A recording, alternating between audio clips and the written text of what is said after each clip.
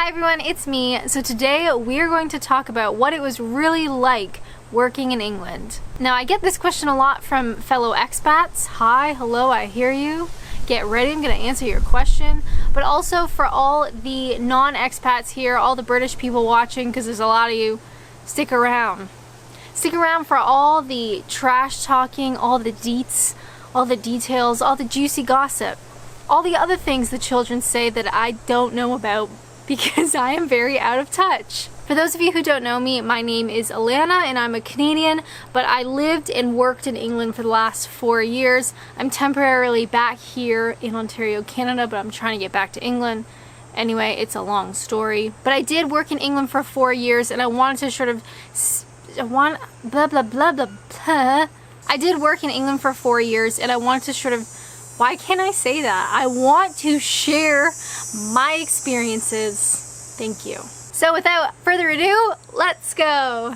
Now step 1 is to actually get a job, which I'm not going to spend too much time on in this particular video. I'm pretty sure I've already done videos on this, but I don't remember. I don't even really keep track of my own content because I'm a professional. On a side note, the bugs are screaming.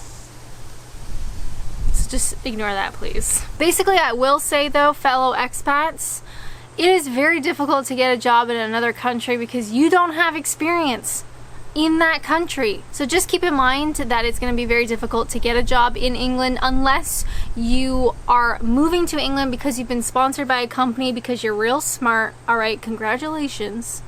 Not all of us are as smart as you, but good for you. If you are moving to England for any other reason and you're going without a job, just be aware that it's very difficult to get a job as an expat. You do not have experience in that country, and also some companies don't want to mess with people on visas because it is just an absolute headache. But in my particular situation, I actually was hired by a temp agency, which I would recommend. We're not going to get into this, I already said it, but I'm getting into it just a little bit, alright? Just to set the scene, okay? Give me 5 seconds. Just very briefly, the temp agency hired me to work at a college in Kent. I will not say which one, but I do remember someone commenting on one of my videos saying, hey, I think I saw you at this college, and I was like, that's terrifying. Anyway, moving on. So I was a temp worker for this college. I did that for a year, and then the college sort of bought me from the agency, and so I was their actual employee. So anyway, we're going to be talking about working at a college, not necessarily that work, but what it's like in terms of the people, the environment, all that kind of stuff. So when you're working in England, you first have to get there. And not just to England, you have to actually then get to your place of employment. So keep that in mind. For me, I did not drive in England for, I don't know, the first 2 years? First 3 years? I'm not sure. I took a bus a lot, let me tell you. But I will say that if you are working in a big city like London, you do not need to drive at all. You do not need to drive. You can get by on public transportation. Even in Kent, in some of the villages and the towns, the public transportation was really good. Like, it was pretty decent. For me personally, I was able to get to the college on a bus, so it was very convenient. I mean, taking the bus sucks. All my bus people out there know what I'm talking about, but it's doable. So I didn't have to drive at first. I took the bus and I was able to get to work just fine. But if you are in a really small village or someplace quite remote and you need to commute quite a ways to work, you might need to look into getting a car or getting a different job. That's your decision. Good luck with it. The next thing to keep in mind, oh, here comes the sun. I bet this video color is going to be all over the place. The next thing to think about when working in England is money and taxes. Isn't that fun? So just briefly, there's a spider on my camera. Oh, Lord help me. So when I was a temp employee, I was paid by the temp agency, and they paid me every 2 weeks, which was super helpful, so I could kind of build up some money at first. When I was then hired by the college, so I was an actual employee, I was paid once a month, which is quite common for most employers. There's a squirrel eating the biggest nut I've ever seen, and he's just staring right at me. Should I feel threatened? You can probably hear them. Another thing to keep in mind for taxes, here in Canada, you have to file your taxes every year. Everybody has to do it. But in England, most people are on a scheme, now I always forget what it is, pay as you earn. So PAYE, that means you're paying towards the tax throughout the year, and it's kind of like done behind the scenes, right? So you don't have to file taxes. Of course, it's not like that in every situation, but for most people working, it is. Can I say that? I just did. We're gonna carry on. Now, if you are in a different situation, you may need to file taxes. If you're not sure, just check, okay? Please check. But one of the nice things, if you are just a traditional employee as a payee, I always say payee, PAYE, scheme, you don't actually have to file taxes, so that's pretty cool. Now, my working experience was mainly at this particular college. It was big. There was a lot of employees, a lot of kids. It was very fast-paced. It was difficult. It was rewarding. It was interesting. So that's kind of the experience that I'm going to be pulling from, if you don't mind. Now, because it was a big employer, I was not the only foreigner. However, I was the only Canadian in my particular office, but definitely lots of other foreigners there, so that wasn't strange. Of course, if you are employed by a small company, you may be the only foreigner, but just depends. Now, not everybody had worked with a Canadian before, so there was a little bit of that novelty, you know, run with it, okay, be a novelty, that's cool. So some people would even ask me what it was like in Canada, what certain situations would equate to in Canada, so that was really neat. They were incredibly kind and welcoming and funny and interesting. They even decorated my desk full out for Canada Day, so it felt very welcoming, very cozy, and everyone was very kind. Of course, that's not going to be everybody's experience, but it was for me. As with every office, there's going to be office gossip. Of course, it's natural. We're humans, we're terrible, and we love it. The other thing I will say, though, that might be different for other foreigners is in a English office, can I say British as well? In a British office, there is a lot of humor, there's a lot of sarcasm, and there's a lot of banter. And if you come from a culture where that is not common in the workplace, it will be very shocking. Now, thankfully, as a Canadian, I think Canadian and British humor and sarcasm and that kind of stuff is very similar. A lot of people tell me that I have a British sense of humor. It's not true, it's Canadian. We're just very similar, you guys, all right? So for me, as a Canadian in that sort of humorous, banter, sarcastic work environment, it wasn't that surprising, but I know for other foreigners it is very weird and it can be difficult to get used to. One of the things that comes to mind is, say you leave the office to get lunch and you walk a couple steps and you realize you forgot your money, like your wallet or your purse or whatever.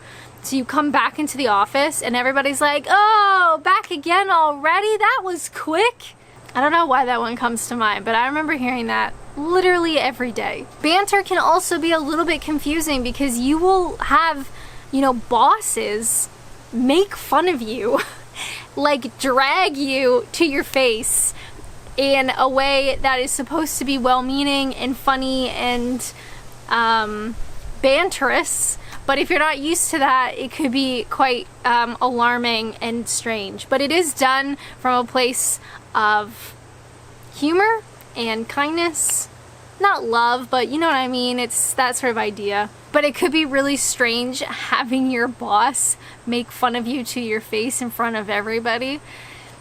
It's done in the name of humor, all right? You're just gonna have to trust me. Now, when talking about a English office culture, there's a couple things that came to mind for me in particular.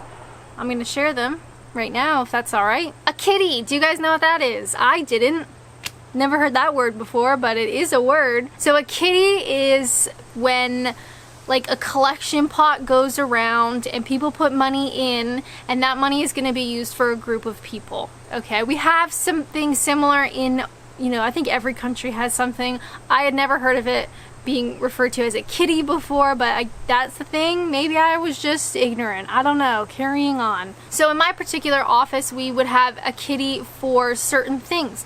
One of the main ones was if you were going to use tea, coffee, sugar, milk, you know, all that kind of communal stuff.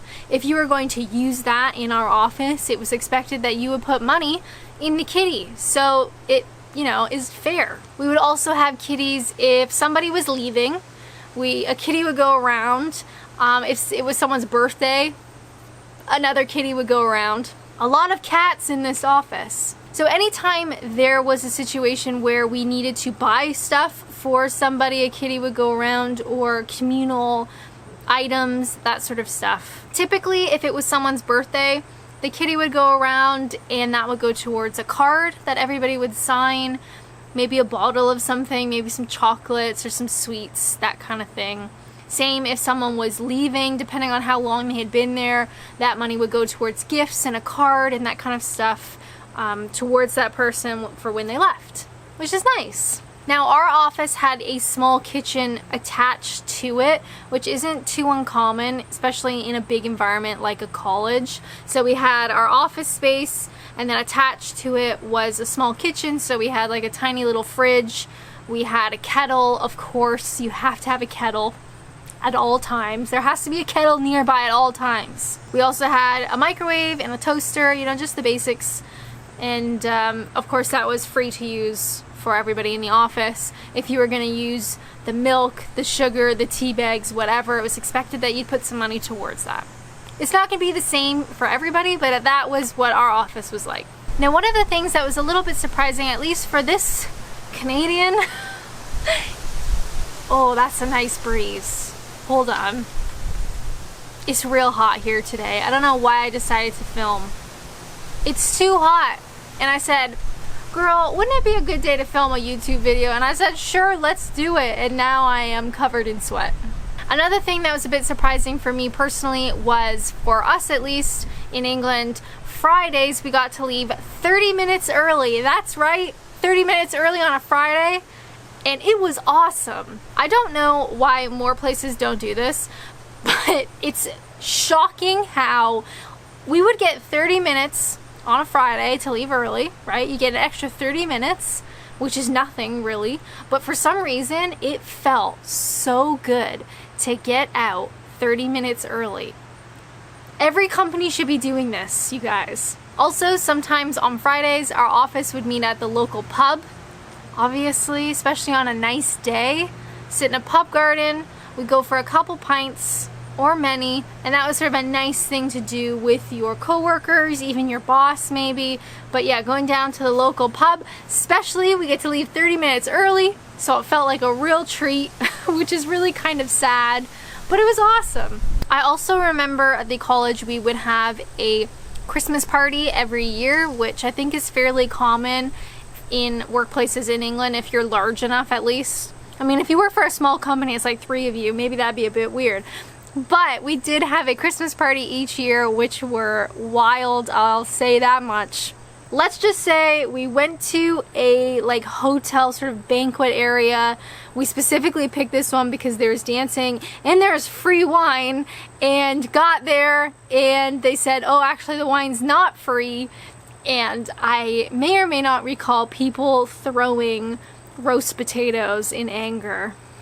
But it was a fun Christmas party. So overall, what was it like working in England? Honestly, it was a really positive experience for me. I got to meet so many incredible people, so many different types of people. I got experience working in a foreign country. I learned so much about English culture. I learned so much about myself. You know, if we want to get real here, it was an incredible experience, and I think if anybody could do that or are slightly interested, you guys, I'm trying to film. Shh. If you are at all interested in working abroad, I really do think you should dig into it, research it, figure out how you can do it, because it has been one of the best experiences in my entire life. Alright, let's be real here, it's been fabulous. Of course, working in England is not always pretty. Sometimes it sucks.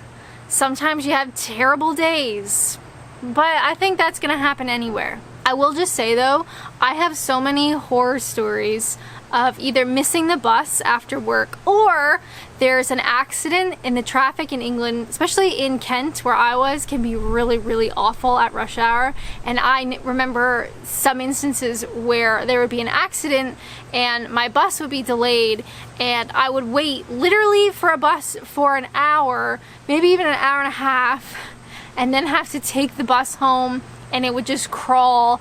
I remember at one point everything was stopped that I actually asked the bus driver, hey, can I just get off here and I'm gonna walk? And he literally just let me out and I just walked the rest of the way home. It took forever. Anyway, maybe that's a separate video. The traumas of working abroad, or more specifically, the traumas of public transportation. That's for another time. If anyone takes that idea before I do, I swear to God. But like I said, overall, working for a large college in a big office type environment in England was great. It was really good. The people were fabulous. Just bugs on me, just ignore that. And it was a wonderful experience. Some of the stuff that come to mind, the banter comes to mind first. And I think that could be quite shocking to some people, but thankfully Canadian and British humor is quite similar, so we're all good on that front. But if there are any foreigners out there watching that worked in England, I'd love to know what your overall experience was. Was it positive? Was it negative? Did you regret it? Did you enjoy it? Because honestly, for me, I enjoyed it. I don't regret any of it. It was incredible. After the college, I then started working for a small company. So that's a bit different. It's still very positive, but I think for most people, you probably experience like a larger office setting. Those bugs are driving me mad. Can you hear that? Ah, damn it. And someone's mowing their lawn and the bugs are screaming and I'm dripping sweat. So how's your day going? Anyway, I thought this might be interesting for expats, for non-expats, what my experience was working abroad. I loved it. The people were fabulous. The banter was hilarious. Lots of dramas, lots of gossip, but overall very positive. Lots of stories about taking the bus. I haven't thought about taking the English bus in a long time, but maybe that's a video on its own. Oh man. But thank you guys so much for watching. If you have any video ideas that you'd like to see, please let me know. Whether it's about England, whether it's about Canada. Ow, I just hit my hand. This day, I swear, this video is cursed.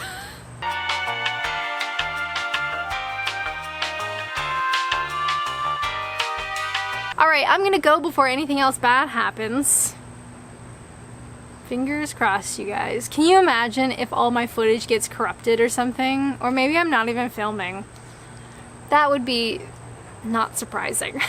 As always, thank you guys so much for watching, and until next time, bye!